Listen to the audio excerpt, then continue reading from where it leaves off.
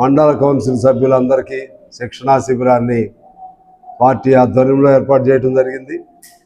ఈ శిక్షణలో పాల్గొన్నటువంటి వాళ్ళందరూ నిబద్ధతతో ఉన్నారు. ఇదే పద్ధతిలో రాష్ట్ర వ్యాప్తంగా కూడా అనేక పార్టీ శిక్షణా శిబిరాలు, అలాగే విద్యార్థి యువజన, అలాగే మహిళ అన్ని వర్గాలకు సంబంధించిన శిక్షణా శిబిరాలు కూడా ఈ నెల రోజుల్లో ప్లాన్ చేస్తున్నాం. దానివలన ముందుగా ఈ జనగామ జిల్లా పార్టీకి అభినందన తెలియజేస్తున్నాను. అలాగే ఎల్లుండితో తెలంగాణ మనం సాధించుకుని 10 సంవత్సరాలు పూర్తవుతుంది.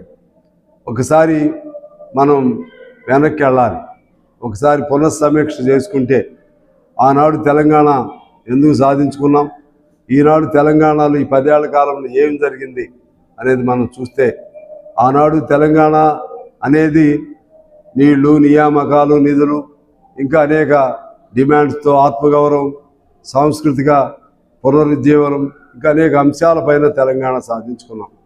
కానీ ఈ 10 ఏళ్ల కాలంలో ఆనాడు తెలంగాణ కోసం ఏ ఉద్యమాన్ని మనం స్వీకరించామో, ఏ ధిక్కార స్వరాన్ని వినిపించామో, ఈ 10 ఏళ్ల కాలంలో మాట్లాడే పరిస్థితి లేకుండా అయిపోయింది. మోగబోయింది తెలంగాణ. మన గొంతులు తీసేశారు.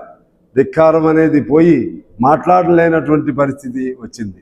అలా 10 ఏళ్ల కాలంలో మరొక ఆధునిక నిరంకుశత్వాన్ని మనం చూసాం. దానికి విముక్తి కలుగుతూ ఇటీవలే కొత్త ప్రభుత్వం ఏర్పాటైంది.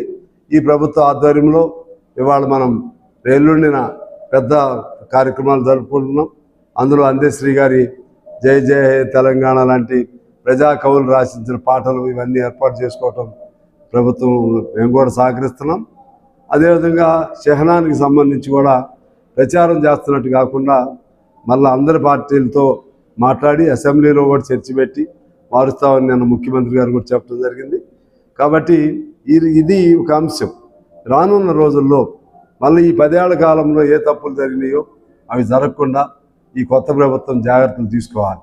ఇవాళ కొత్త ప్రభుత్వం దగ్గర డబ్బులు లేవనే కారణంతో పేద ప్రజలు ఇక ఎక్కువ కాలం భరించలేరు. డబ్బులు లేవని చెప్పలేము మనం. వాస్తవం ఏంటంటే డబ్బులన్నీ మన ఆదాయం ఎక్కువ ఉన్నటువంటి రాష్ట్రం, అదేవిధంగా ఆదాయంలో నెంబర్ 1 మన రాష్ట్రం. కానీ డబ్బులు ఎటుపోయినాయో తెలియదు. ఏ ప్రాజెక్టుల పేరుతో ఎటుపోయినాయో వందల కోట్లు మింగి పారేశారు. ఇవాళ డబ్బులు లేవు. డబ్బులు లేని ఈ దౌడంలో డబ్బులు లేవు కాబట్టి పాపం వాళ్ళదంటే కుదరదు. ఈ ప్రభుత్వం కూడా జాగ్రత్తగా తీసుకుని ఎలా దాన్ని అధిగమించాలి, ఆ విధమైనటువంటి ఆలోచన జాగ్రత్తగా చేయాలి. మేధావులు, ఆర్థికవేత్తలు వాళ్ళందరూ సలహాలు తీసుకోవాలి. అలాగే ఇప్పుడు కొత్తగా గ్యారంటీలు కొన్ని పెట్టడం జరిగింది. అవన్నీ అమలు చేయాలి. అందువల్ల చాలా బాధ్యత ఈ ప్రభుత్వం పైన ఉంది. చాలా బరువు కూడా ఈ ప్రభుత్వం పైన ఉంది. చాలా కష్టాలు కూడా ఈ ప్రభుత్వం చూడాలి. అయినా కూడా ధైర్యంగా వాటిని అధిగమించి మళ్ళా రానున్న కాలంలో తెలంగాణలో అంత మంచి జరగాలని కోరుకుంటున్నాం.